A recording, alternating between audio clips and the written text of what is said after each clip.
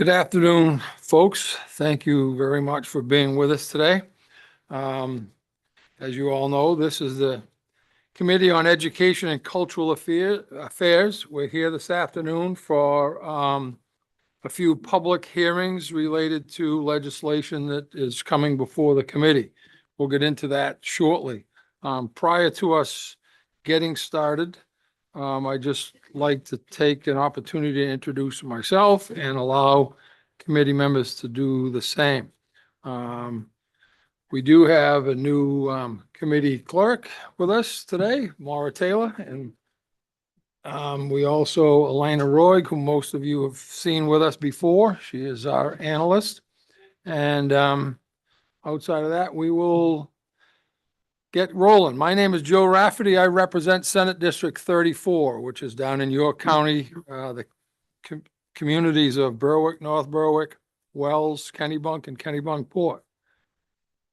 Good afternoon. I'm Kelly Murphy. I represent House District 125, which is part of Scarborough. Go ahead. That's fine. Yeah. Thank you. Good afternoon. My name is Jan Dodge. I represent House District 39, Belfast, Northport, and Belmont. Christina Mitchell. I represent District 110, which is Cumberland, Long Island, and Shebig Island. Representative Bagshaw, representing half of Wyndham District 106.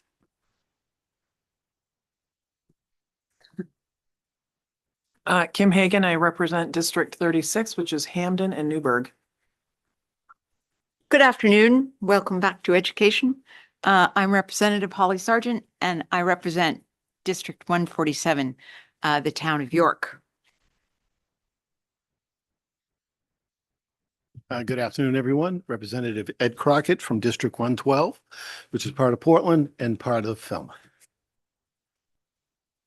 Thank you, folks. So we will begin. As I mentioned, we have a few public hearings, and I will turn it over to Representative Noonan Murphy because I have one to present myself. All right. I think because this is the first of the session, I'll just read the little script that is here. The purpose of the hearing is to invite testimony from the members of the public regarding proposed legislation that is pending before this committee. The committee will hear testimony from persons present who wish to speak for, against, or neither for nor against the bills to be heard today. With leave of the chair, committee members may ask questions of any person testifying today. Other questions are not permitted. Whether or not you testify, you may submit written testimony to the committee. Please be mindful that testimony is public and is available to all once it is presented. Persons testifying at the public hearing today are advised that the hearing is live streamed and may be seen and heard by persons watching online, and that a recording of the meeting will be archived. Representative Carlo, would you like to introduce yourself, please? Thank you, Madam Chair. Nathan Carlo from House District 137. Thank you. So our first bill on the schedule today is LD 1992.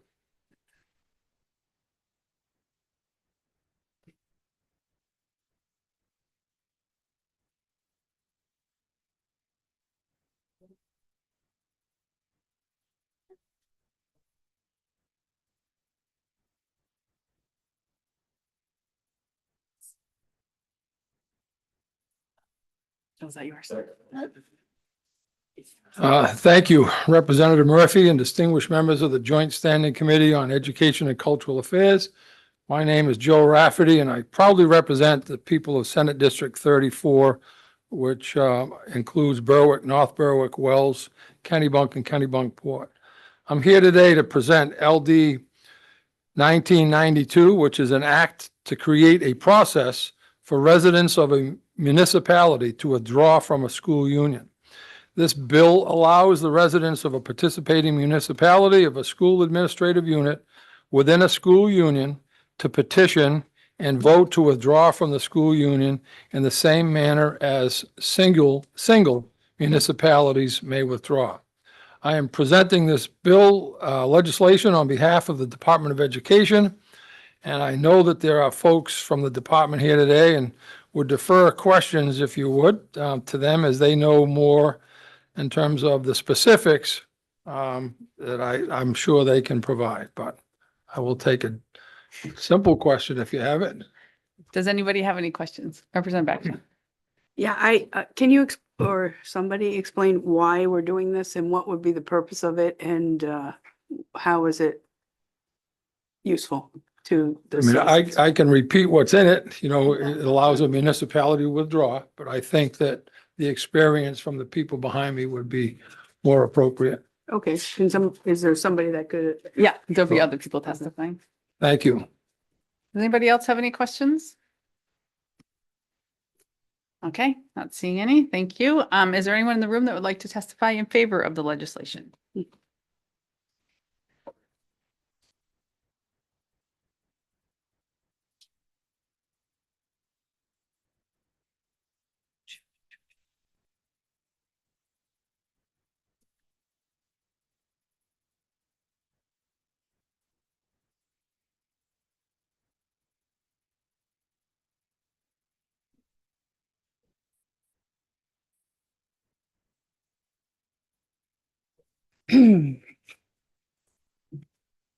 Alexa's tilting this way.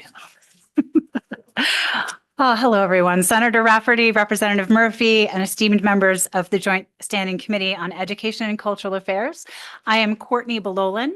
I'm here today representing the department, speaking in support of LD 1992, an act to create a process for the residents of a municipality to withdraw from a school union. Unfortunately, Paula Gravel is unwell and therefore not here today. So I will do my best to represent as Paula would have. Maine Public Schools still operate under 6 school union organizational structures, which encompass 21 municipalities. Since the fiscal year 2007 reorganization initiative that encouraged the formation of regional school units, which we call RSUs, the statutory authority to create a new school union was repealed. Unfortunately, the ability for a municipality to withdraw from an existing union was also removed when that statute came in. Because school unions continue to exist and function, municipalities should likewise retain a legal pathway to withdraw from them when necessary. And I'll also remind the committee, last session, we had a similar bill that was about community school districts having the ability to withdraw. And this is exactly the same. After that process, we went through and checked everything and realized that school unions were in the same boat, so to speak. So the Department of Education is in support of LD 1992. I'm happy to answer any questions or take down questions and get back before work session. And of course, we will be available for work session on this bill. Thank you. Does anybody have any questions? Representative Kagan? Thank you. I feel like a real veteran now. It's my second year here. So last year, I was taught that the Department of Ed is a nonpartisan department. So I'm just curious, we have 4 department bills today that are being presented, but it's always by the majority party. And I'm wondering why if this is for the betterment of all of Maine, why we're not all having a hand in presenting department bills. I'm here today to discuss the content of the bill. I'm happy to have further discussions around legislative process off mic. Actually, I'll let you go. You got my question. Anyone else have any questions? Representative Carlo? Oh. Who wants to go next? Raise your hand. Thank you, Director. Nice to see you. Likewise. I have a few questions about the bill. Mhm. I've served on a school board for 9 years, and I still do not know the difference between an SAU and an RSU. Could Absolutely. you help? I can Illuminate attempt me. to help. So Okay. SAU is the umbrella term, school administrative unit. And then under that term are the different kinds. So RSU, which is a regional school unit, which has its own particular governance structure, school union, which has a different governance structure, municipality, that's the easiest one because that's one town. That's its own governance structure. And then AOS, which is yet another governance structure. All of them are SAUs. Okay. Does that help? A little bit. A little bit. Thank you so Sure, much. you're welcome. I have Yeah, go ahead. 1 or 2 more. Yeah. Can you help articulate the process for withdrawing from a school district? So it varies slightly depending on the structure, but generally, and I think probably the folks from MSMA are better versed than I am in the actual steps, but it involves votes with the public. It involves votes and meetings at the various boards, depending on if there is one board or multiple boards, and then going through that. So the unfortunate issue is that because the whole complete statute was removed for forming these various types of governance structures, the ability to withdraw was taken away, kind of without the foresight that in the future, those unions might want to reorganize, essentially. Yeah. So once a school district withdraws, they are no longer supporting a school district with their tax dollars. Is that correct? They are likely joining another structure, whether it's becoming a municipality or moving into one of the other structures. It's never the case that they're not having a school. They're joining another structure in some way. Thank you. Yeah. Representative Bagshaw? I just. Wait, turn on your mic. Can you turn on your mic?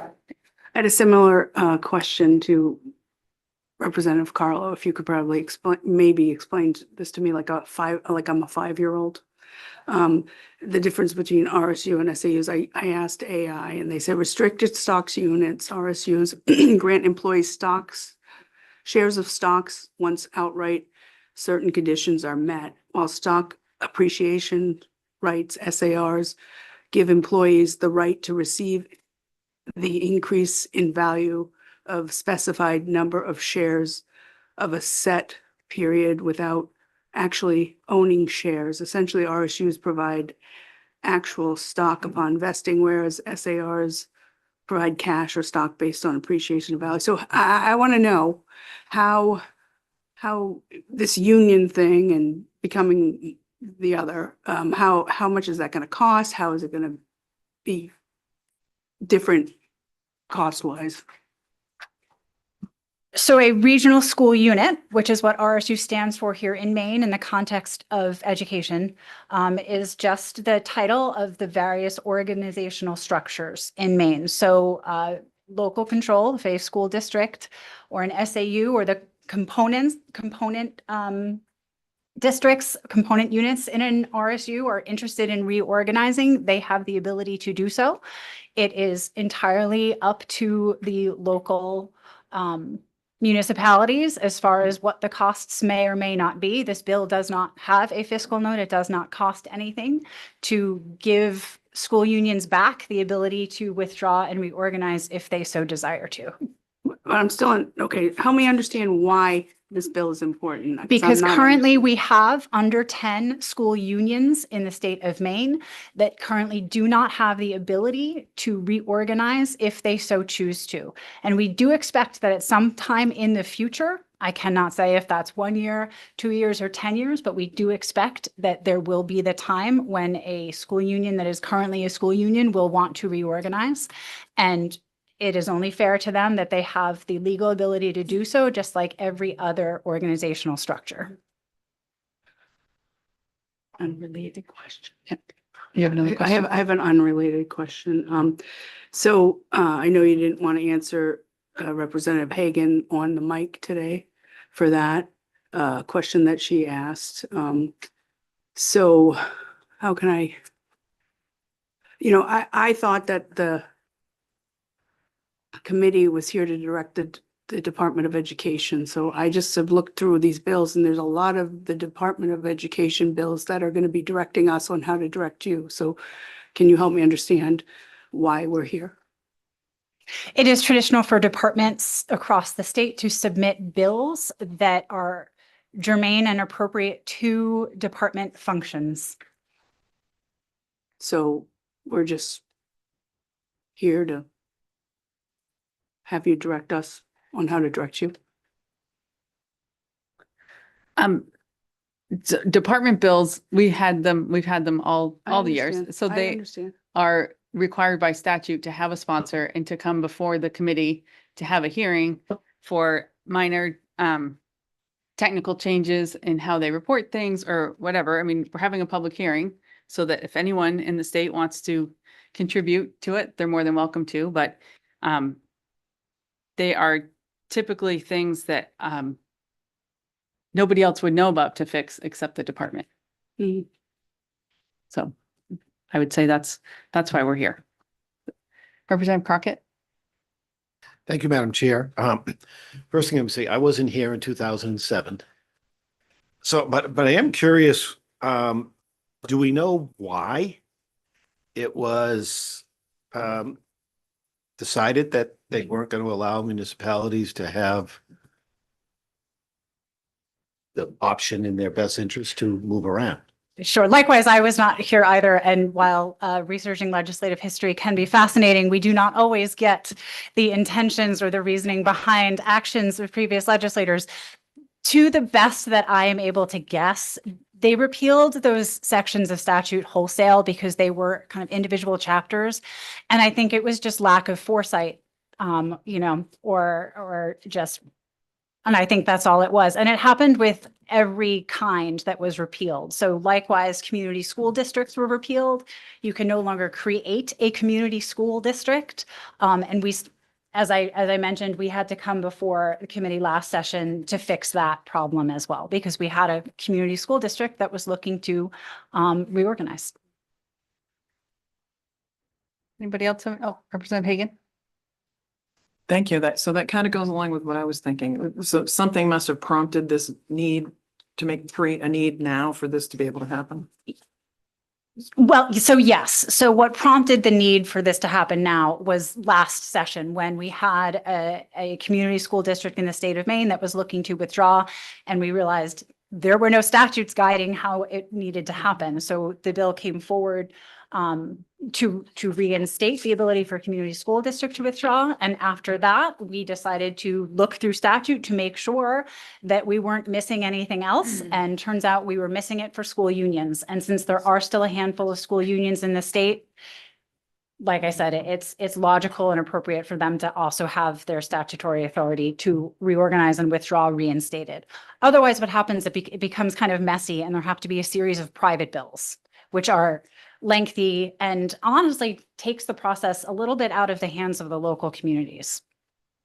Okay, I had one more. Mhm. I'm just curious, is it an expensive endeavor for a school to withdraw? I can't speak to that.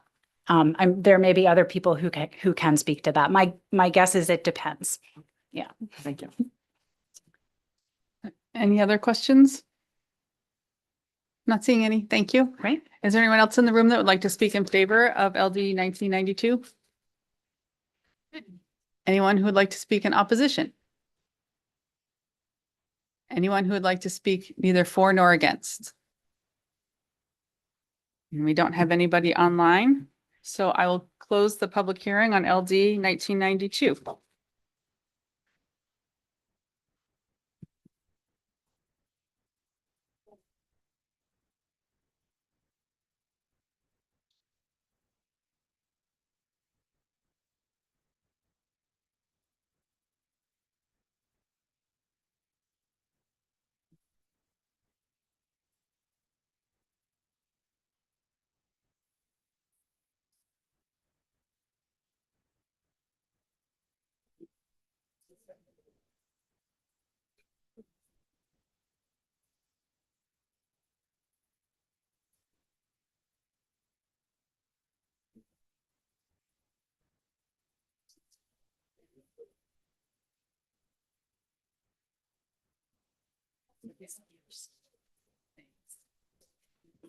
So we're going to move into our next public hearing on LD 2014.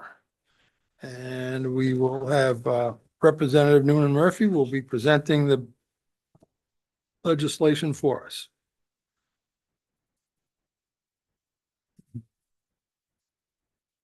Good afternoon, members of the Joint Standing Committee on Education and Cultural Affairs. I'm Representative Kelly Murphy, and today I respectfully request the bill for the Department of Education, LD 2014, an act to update the funding method for career and technical education programs, be immediately voted, ought not to pass. the department has decided it's no longer necessary this time. Any questions from members of the committee? Thank you. Is a motion in order? I would accept the motion, sir. Move on not to pass? Second. Any further discussion?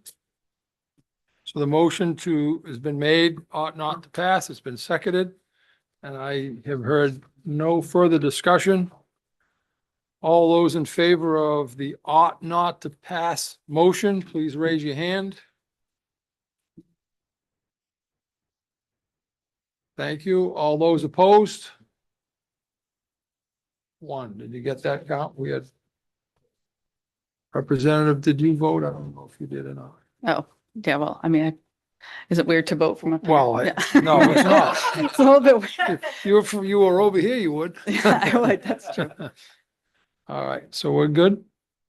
I can So register my vote after. final numbers, just I'll make it public. Yeah. Thank you.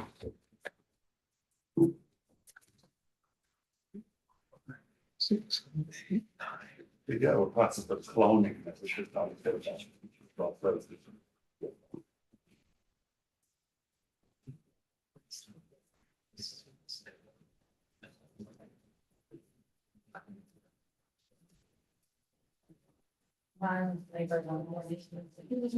9 in favor, 1 opposed. The motion ought not to pass. Carries. Thank you. Just before we move on from that quickly, so there was one opposed to the motion of ought not to pass. Correct. And what was the minority report on that? Representative Hagan. Ought to pass. Okay. Just so you know, I believe this bill would have a fiscal note because it's changing a funding mechanism. So I believe just administratively that'll have to be an ought to pass as amended just to incorporate that fiscal note. But I will bring that back for your review. Thank you. Rough again. Okay, we're gonna move. You okay? All right. We're gonna move on to our next piece of legislation, which is LD 2020. Also sponsored by Representative Murphy. I'll open that hearing at this time. Members of the Joint Standing Committee on Education and Cultural Affairs, I am Representative Kelly Murphy. I represent House District 125, which is part of Scarborough. And today I am here to introduce a bill for the Department of Education, LD 2020, an act to update Department of Education reporting requirements. This bill makes a series of changes to existing department reports to the Education and Cultural Affairs Committee to better align with data availability and programmatic realities. These changes have been recommended to the committee in previous reports, and the intent of this bill is to enact those changes. The Department of Education will present testimony on this bill, and I respectfully request that you defer any specific questions regarding the content to them. I look forward to working with you as the committee deliberates the bill. Thank you for your consideration.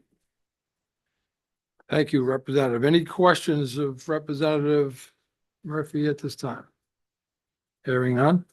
Thanks. And I would ask that anyone in the room that would like to speak in favor of the legislation, please step forward. Thanks. And just a reminder, there was a sign-in page up there someplace.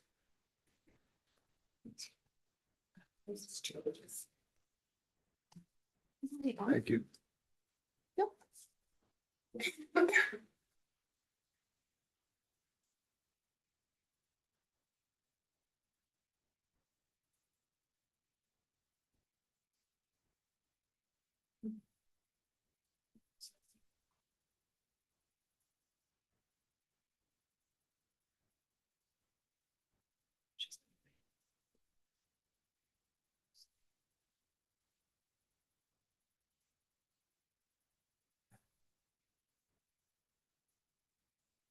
Senator Rafferty, Representative Murphy, and members of the Joint Standing Committee on Education and Cultural Affairs.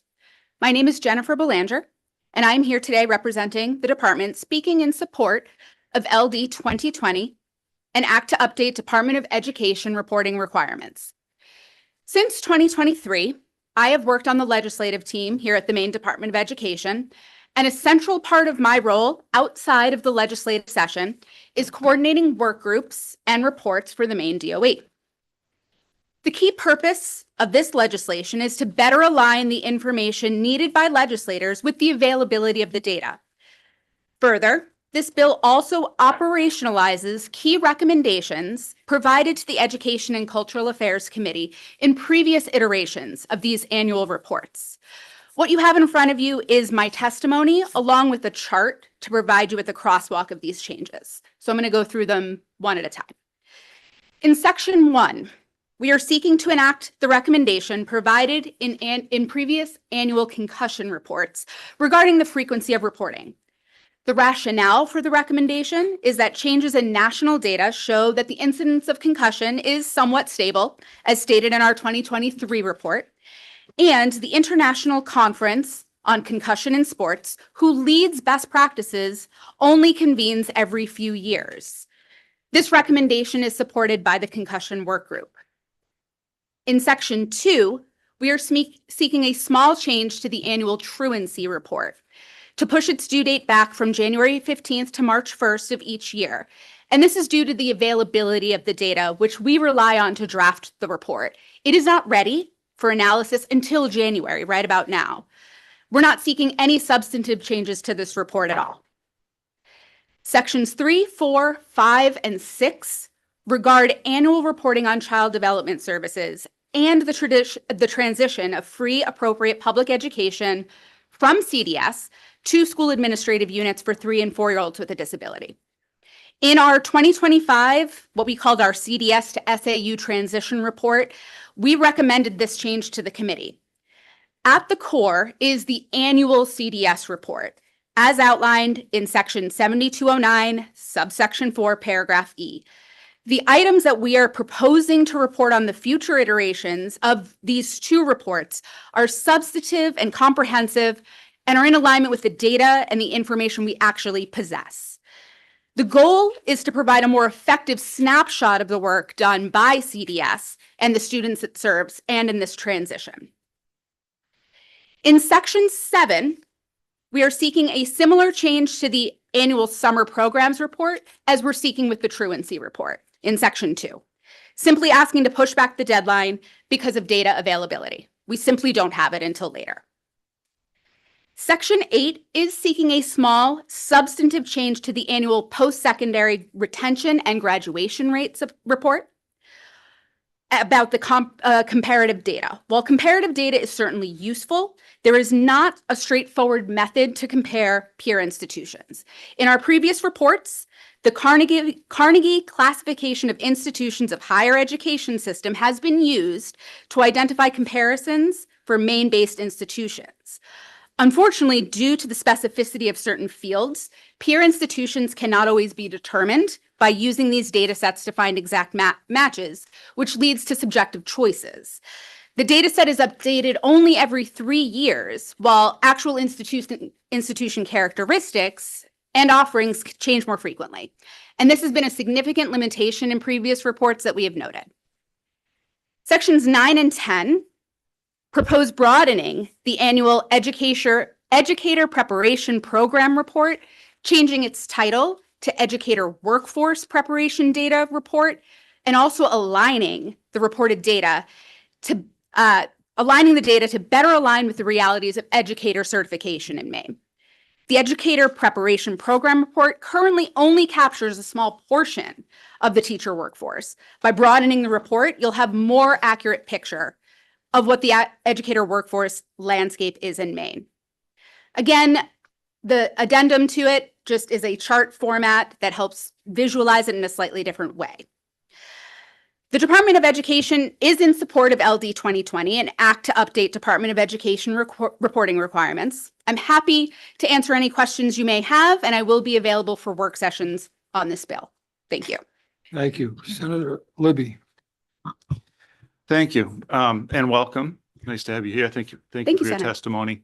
a little bit of concern about section 2, the truancy. Absolutely. In the second session of a 2-year session, we only go until April sometimes. And, the truancy issue part of my concern is the timing, so for example, in some of these school districts, it seems like truancy committees are only meeting once or twice a month.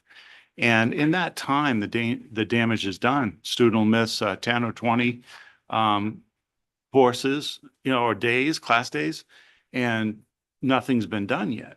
And so why would we want to push that date out? I heard what you said, but I mean, why in the second year of a 2-year term, we'll have no time to act. So I would want to get that information in January. Why would I want to push that out? I hear your question, and thank you for that question. All I can offer is that it simply isn't ready to give to you in mid-January. And why is that? From my understanding, it's that the data is simply not ready to be analyzed. We have asked, we are expecting raw data soon, in which we could turn it around as quickly as possible. That is the true answer that I have for you. So the data in this particular report is relevant to which academic year? The previous academic year.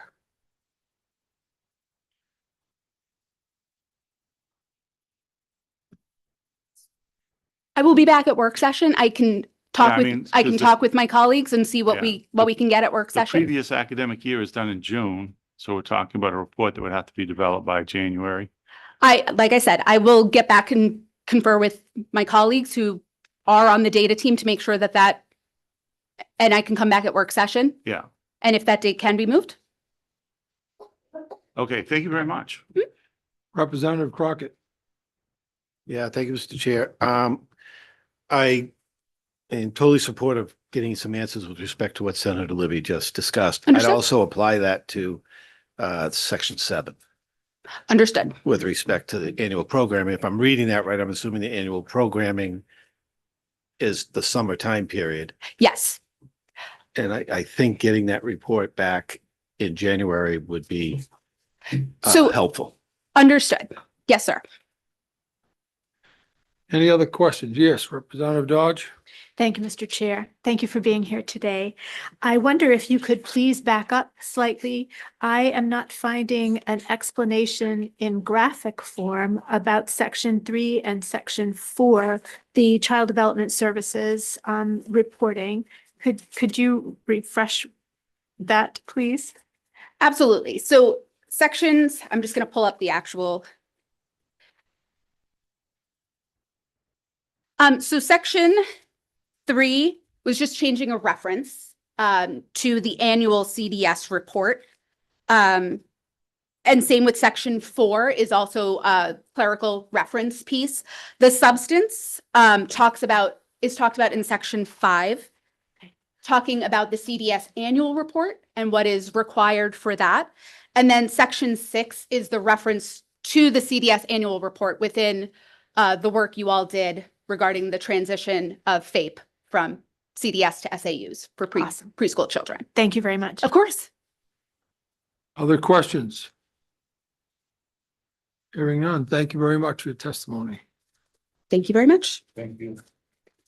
Is there anyone else that would like to speak in support of the legislation? Anyone in the room that would like to speak in opposition?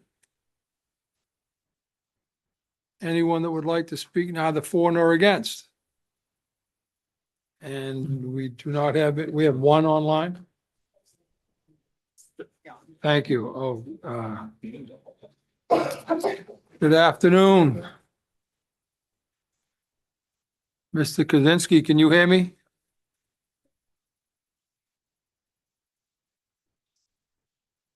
Here he is. Good afternoon. Thank you. Senator Rafferty, Representative Murphy, other esteemed members of the committee. My testimony, sir, was actually on the next bill, 2015. That makes sense. Okay. I was gonna say. Well, you appear to be out of this world to us right now, so. All right, thank you very much. We'll get back to you. So it appears there is no Unfortunately. additional testimony left in the room. Okay, relative to this bill. All right, so seeing and hearing none, I will call the public hearing to a close. And I would like to offer Representative Brennan, I saw come in. Would you like to take a minute to introduce yourself as we get ready for the next? Thank you. Good afternoon. My name is Michael Brennan. I represent District 115, which is part of Portland. Okay.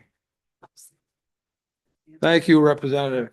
And we are going to just do a very slight pause as we have potentially one of our representatives trying to join us via Zoom, which we're trying to work out some issues with that. Thanks for your patience.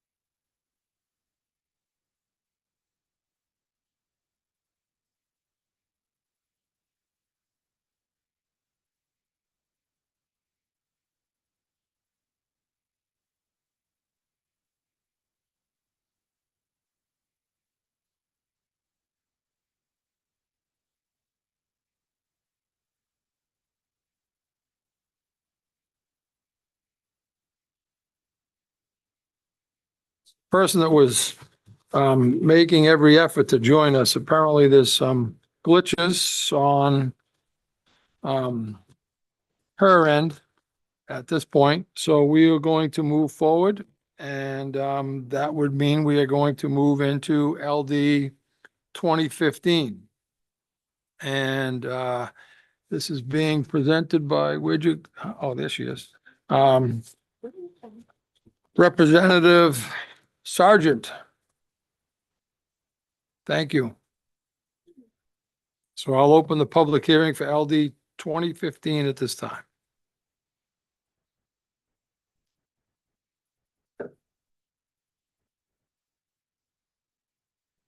Yeah, and be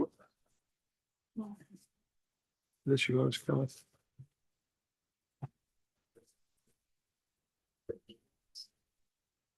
Good afternoon, Good afternoon. Chair Murphy, Chair Rafferty, distinguished members of the Education Committee. My name is Holly Sargent, and I'm here today to introduce LD 2015, an act to require superintendents of school administrative units to report data related to educator vacancies on behalf of the Department of Education. This bill enacts a new section of Title 20A, 1055, to include additional information on a school administrative unit's SAU, Representative Bagtraw, SAU, vacancy data. LD 2015 would include the number and type of the SAU's vacant teacher and ed tech positions annually. Enhancing this data will allow all of us to better understand where our shortages are located and which subject areas are suffering most. The Department of Education will present testimony on this bill. They're sitting behind me.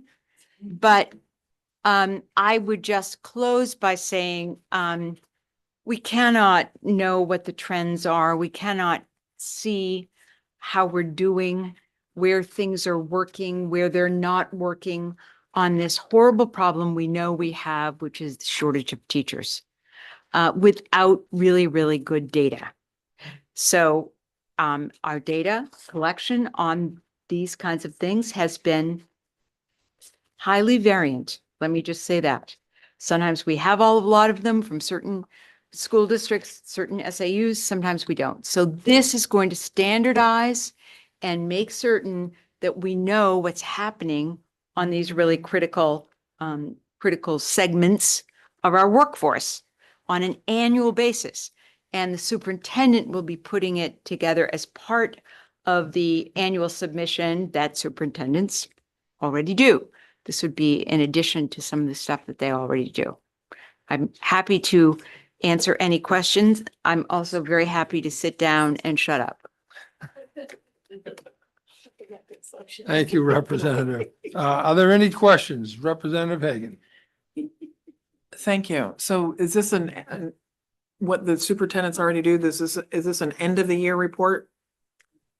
Beginning No. of the year report, when like, if it already goes with the things that they're reporting on, what time of year would that be? Did I make a mistake? Is it not something that they're already, it's not the same time as what they're reporting on? Okay. One of the experts behind me will be able to answer your question, Okay. I'm certain. Thank you. Other questions from the committee? Hearing none. Representative, thank you very much. Thank you. And anyone that would like to speak in support of the legislation is welcome to do so at this time. And again, just a reminder to please sign in. There should be a sheet there.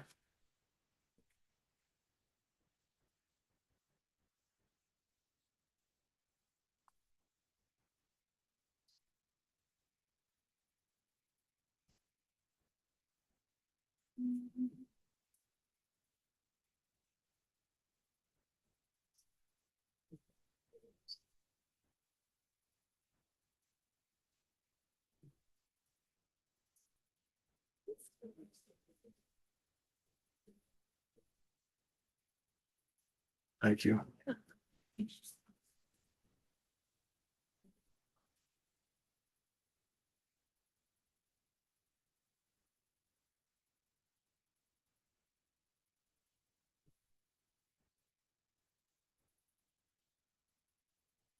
Senator Rafferty, Representative Murphy, and members of the Joint Standing Committee on Education and Cultural Affairs. My name is Michael Perry, and I am here today representing the department speaking in support of LD 2015, an act to require superintendents of school administrative units to report data related to educator vacancies. Educator vacancy data is a key missing data set in the main DOE state longitudinal data system. A required annual collection of school administrative unit, classroom teacher, and educational technician vacancy data will facilitate an improved understanding of the nature of statewide teacher and educational technician shortages. This additional data will enable the main DOE to examine relationships among the 4 data sets that are currently collected: the annual pre-K through 12 staffing data, the Chapter 115 endorsement area data, the educational technician credentials data, and the main education preparation program enrollment and completion data. This will in turn facilitate improved analysis and understanding regarding the nature of Maine SAU teacher and educational technician staffing shortages. With more robust data, the Maine DOE and the Maine legislature could more accurately evaluate the impact of current workforce initiatives that were designed and implemented to address Maine's educator workforce shortages.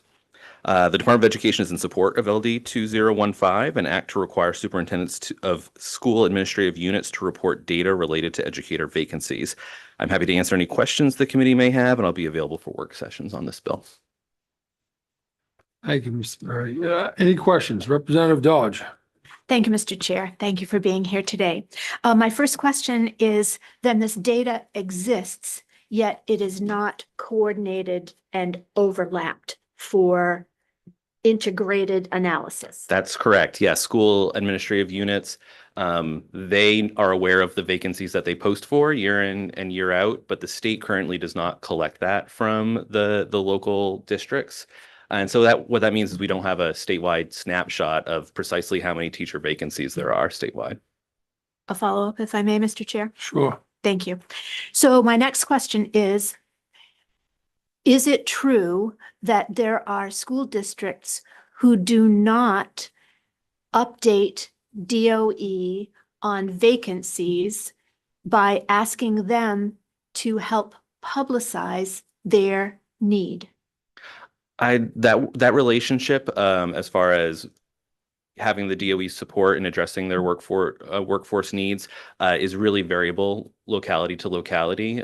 We have in the past, the department has used funds, for example, to help local school administrative units post their jobs, not only on whatever individual job boards they have, but also on, for example, the Live and Work in Maine job board, which helps folks looking to move to Maine who might have an educational background. So it's really been particular to the moment, to funding available, and to local relationships and needs as far as how the DOE has interacted with local school districts on this. A quick third question, or I'll defer and wait the next round. So my last question is, do we have the technology to do what is needed if this data is collected and now interrelated, or is this going to involve a whole new ball of wax? Okay, yes, I'm really glad you asked. This is actually coming at the end of a pilot that the DOE launched.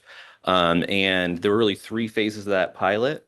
During the pre-pilot phase, the DOE engaged willing districts on conversations about their workforce shortages and about how they collect the data on those vacancies, with a view towards making sure that when we were ready to ask for the data, that we would be doing it in a way that aligns with what they already have on hand, that aligns with their practices, and will make it the lowest sort of bar to entry for this reporting. We then engaged in a pilot year with a small number of school districts in which the districts worked with the department. We're very thankful for our pilot partners in really digging down on what data are we asking. It seems really easy to say, oh, well, we want a teacher vacancy, but is a long-term sub in a position, is that a vacancy? Is a conditionally certified teacher, is that a vacancy? Is it only a vacancy if you didn't even give French this year because you couldn't find a French teacher, or are there levels of vacancy? So really, that small group dug down really deep on how to define what a vacancy is and how to, again, keep that focus on how do we ask for this from school administrative units in a way that makes sense to their current practices. Then we had a second year in which we expanded the pilot to experience it at a broader scale. And we actually had 71 districts who participated in that second pilot year. which was a great way to, it was a broader swath of geographic and sizes of the districts. And it was a great experience to learn from that process and to collect that data. We also, at the same time, used one-off funding to stand up a GIS mapping program database so that we can, as this data comes in, we are able to visualize it and analyze it geographically as well. So you can really see those different layers of data. That was one-time funding, but was used in a way that trained folks on the ground at the DOE to be able to, now that this system, GIS model is set up, we have people who are trained now who will be able to continue using this GIS model and plugging new information in. So we really come to you having done our homework appropriately for the DOE, I would say. But also we're just at a moment now where we are ready to bring this statewide, and we are asking for the legislative authority to do so. Thank you very much. Thank you, Mr. Chair. Yes, Representative? Thank you. Can you tell me, do you know if other states collect information like this? And if so, do you envision a world where we could share that information with other states? So find out they have a bunch of music teachers that, you know, they have extras that aren't, that you can then swap and say, hey, we've got, so come hither, we need more music teachers, or you need more whatever teachers. Is that I would love to possible do world? trades like that. Yes. And we could even trade it for a teacher to be named later for the baseball fans out there.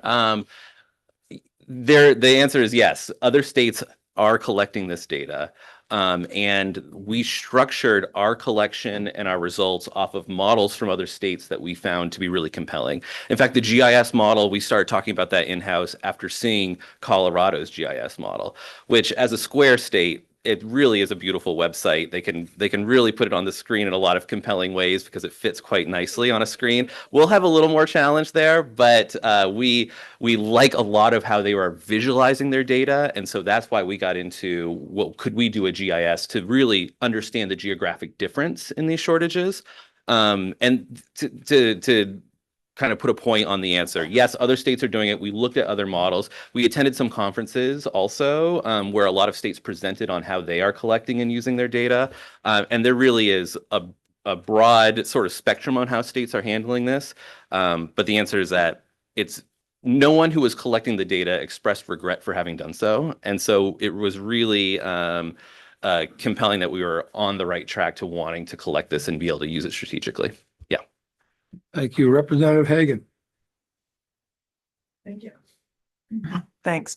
I have a couple things. So did I hear you correctly? Like the first year of your pilot program was kind of like establishing criteria for what constitutes Yes. vacancy. So did you nail that down?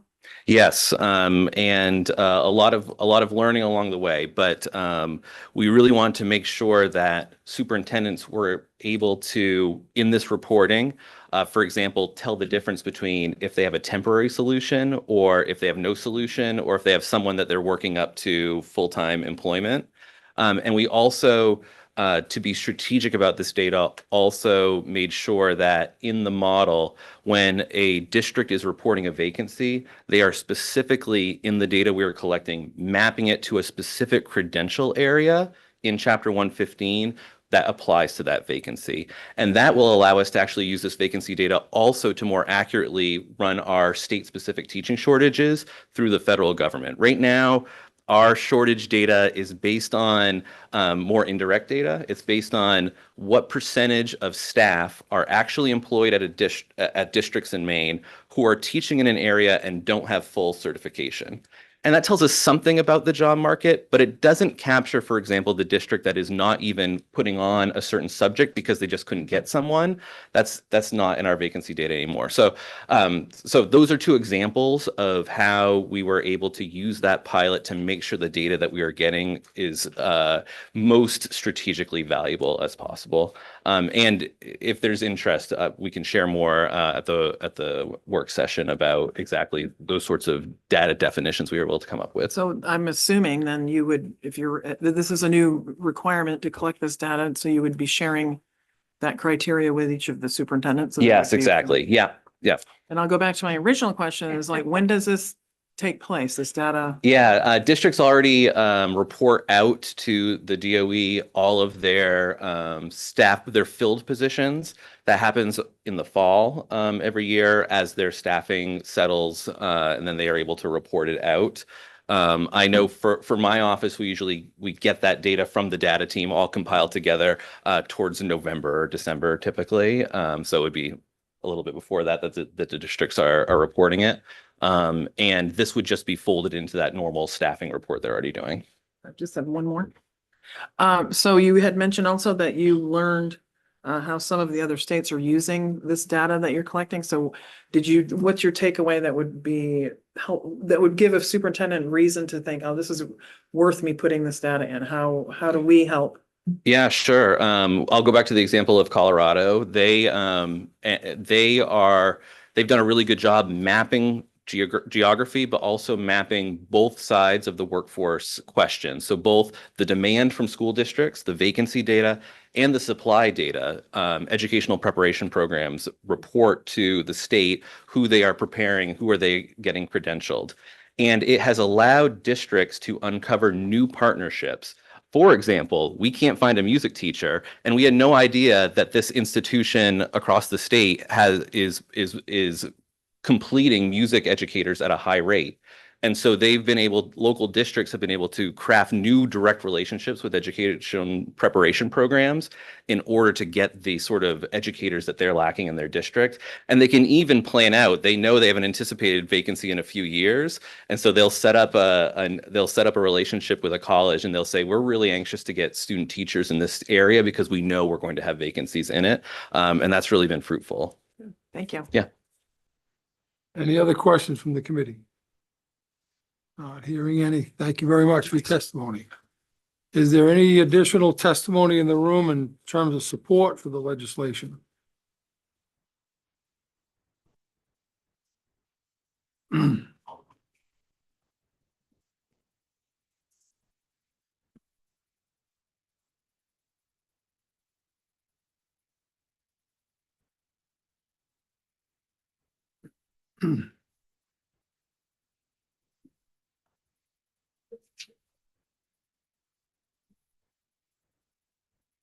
Good afternoon. Good afternoon, Senator Rafferty, Representative Murphy, and members of the Education and Cultural Affairs Committee. I'm Eileen King, the Deputy Executive Director for Maine School Management Association, testifying on behalf of the legislative committees of the Maine School Boards Association and the Maine School Superintendents Association in support of LD 2015, which would require superintendents of school administrative units to report annually to the Commissioner of Education the number and type of vacant teacher and ed tech positions. We support the intent of the legislation and appreciate the Department of Education's effort to establish a consistent statewide approach to collecting vacancy data. LD 2015 represents an important step towards ensuring that discussions about workforce needs are grounded in actual reported data rather than estimates.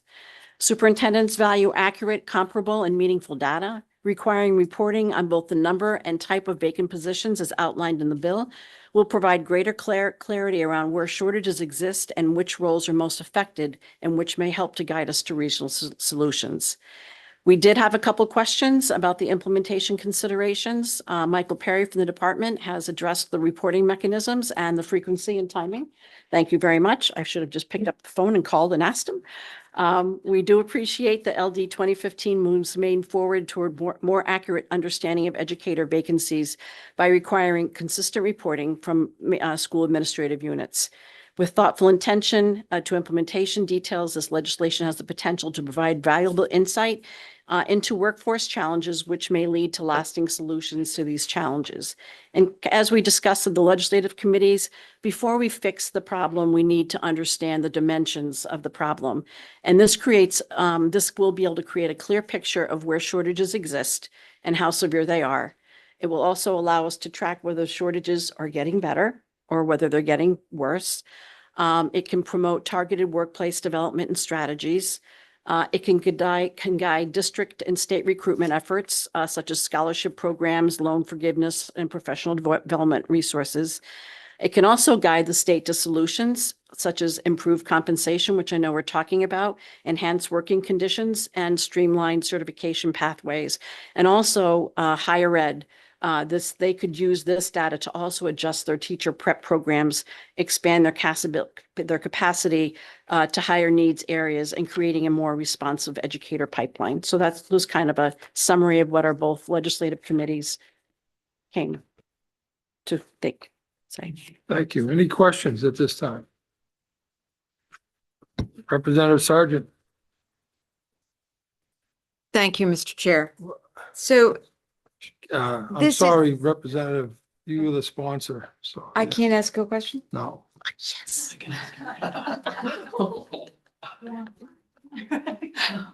I'll answer.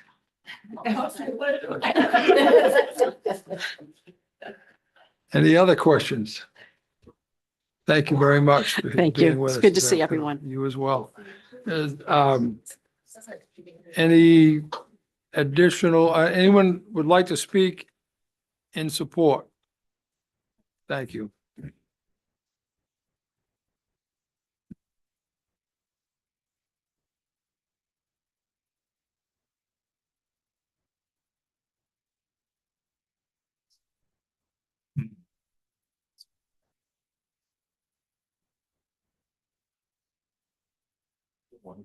What's LD 471?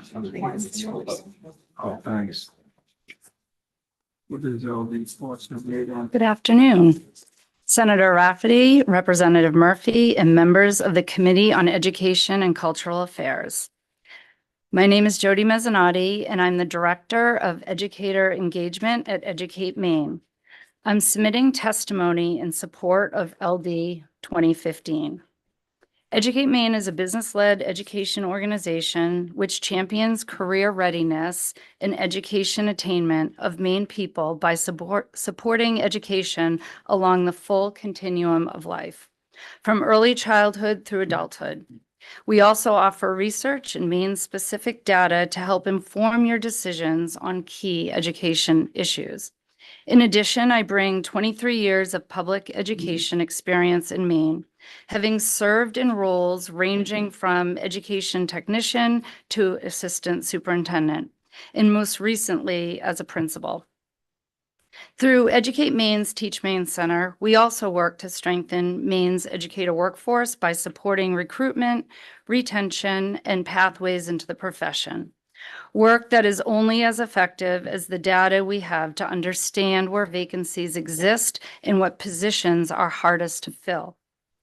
Maine's educator shortage is not theoretical. It shows up in real ways for students and schools every day. When teacher and educational technician positions go unfilled, schools are forced to rely on short-term fixes, reassigning staff, increasing class sizes, consolidating services, and reducing supports for students with the highest needs. These stopgap measures strain educators, disrupts consistency for children, and widen inequities across districts. LD 2015 is straightforward, common sense step. It requires superintendents to report annually the number and type of vacant teacher and educational technician positions. This matters because we cannot solve what we cannot measure. A consistent statewide vacancy picture would help Maine understand the true scope and patterns of shortages. A statewide standardized vacancy count can reveal where shortages are most acute by role and by region, so resources could be targeted where they will make the biggest difference. Improving planning and budgeting at the state and local level. Accurate vacancy data supports smarter workforce strategies, including recruitment, incentives, grow your own programs, clinical placements, and professional development investments aligned with the highest need positions. It also provides Maine pre-service institutions and educator preparation programs with the statewide information they need to plan enrollment, tailor their coursework and certification pathways, and expand programs in the areas of greatest demand, ensuring the pipeline of new educators better matches the realities districts are facing. Support students and protect services. Vacancies in educational technician roles can directly affect special education programming, the behavior supports, and student safety. Reporting both teacher and ed tech vacancies acknowledges how essential these roles are to student success in school operations. Lastly, to strengthen transparency and accountability, communities deserve a clear picture of staffing challenges. A consistent annual report creates a public-facing baseline that can guide policy decisions over time. LD 2015 does not solve the staffing crisis by itself, but it's a necessary foundation for the solutions Maine is already working toward. High-quality vacancy data will help us direct attention, funding, and strategies to the schools and students who need them most. I hope your committee gives this proposal your unanimous support. Thank you for your testimony. Do we have any questions at this time from members of the committee? Hearing none. Thanks you. very much. Is there anyone else in the room that would like to testify in support of the legislation? Anyone that would like to speak in opposition? Anyone that would like to speak neither for nor against?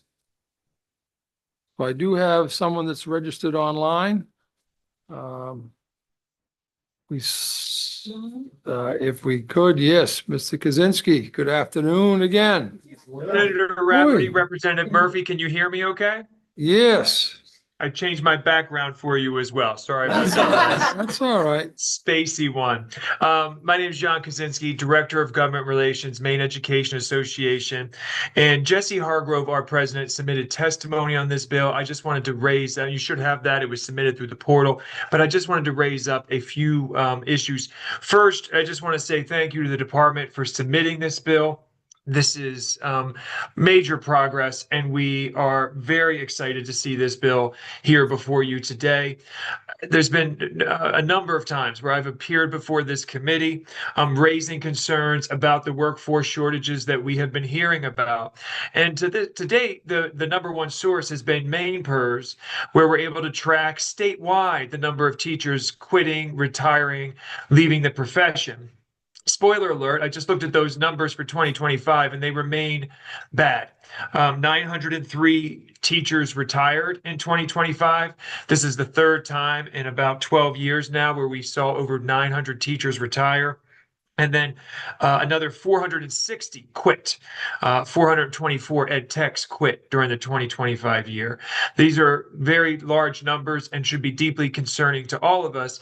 But what they don't provide for us are the kind of granular look at the retirements and the resignations and the shortages that we're seeing. We're only seeing that statewide. And I think what's being called for in this bill today is going to provide a wealth of data and information that's going to be very helpful as we try to tackle these challenges and we try to find better ways to make sure every school in this state is staffed with highly qualified teachers and appropriately credentialed teachers. I want to raise just three considerations for the committee that you'll see in Jesse's testimony. First, the bill refers specifically to teacher and ed tech positions. We would encourage the committee to expand this potentially. We know there are bus driver shortages all over the state, and whether or not the state should be tracking bus driver shortages, or I want to make sure that the definition of teacher in this case also applies to school counselors and school nurses and all the other certified individuals in our state.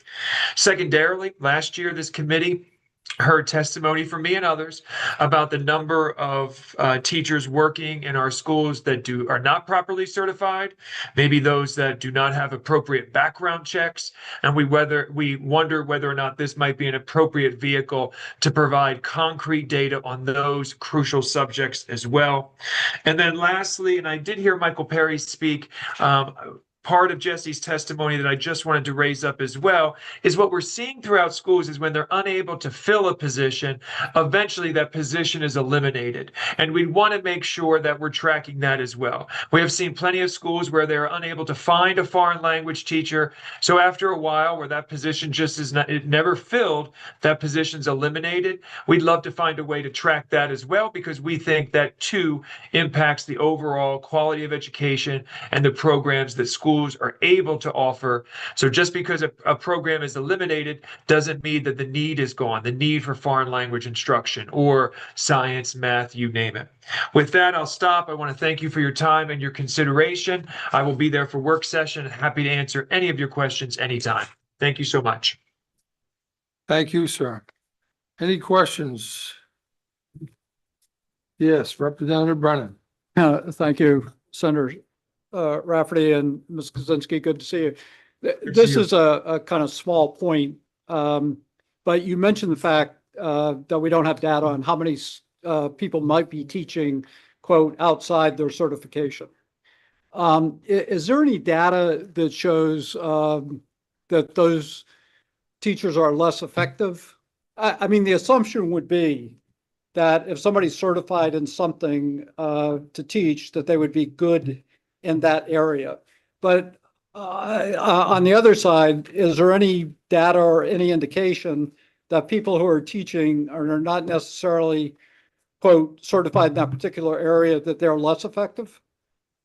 Great question, sir. I'd love to look into that and get back to you. I want to be clear. I think our major concern is specifically, I'd say two things in response to that. One is the number of folks working in schools without criminal record checks. That is of utmost importance and something that I raised to this committee last year that I would just want to reiterate. Also, the second point I'd like to make is because of the intense shortages, we're seeing teachers, educators, ed techs stretched beyond what they're allowed to do legally. So I think I'd have to talk to other folks here and provide you with some more data to look at that exact question that you're asking. But anecdotally, what we are hearing is more people are being asked to work in areas that they might not be comfortable or might not be familiar because the shortages are requiring them to do so, sir. Well, I appreciate that clarification. That's very helpful. I agree with you 100% about the criminal background checks. And I also agree that potentially we might be stretching people because of shortages. But at the same time, I think the trend and curricula development is more multidisciplinary and looking for people to cross over what had been traditional boundaries in terms of certification and teaching. And so in some ways, I think we should be encouraging that, but at the same time, I'm not sure, I don't know if our certification process kept up with that. Fair point, sir. I want to give that some more thought. I think specifically, and I think this might have a different feel if you're in a, let's say, a pre-K to 6 setting versus a high school setting when you're probably a little bit more, well, hopefully more specialized in your subject matter, whether it be science or math or English language arts, where that question might have a different result than maybe in the primary grades. Thank you. Any other questions? Not hearing any, so thank you very much. Thank you. Thanks for being with us and hope that your ship landed safely.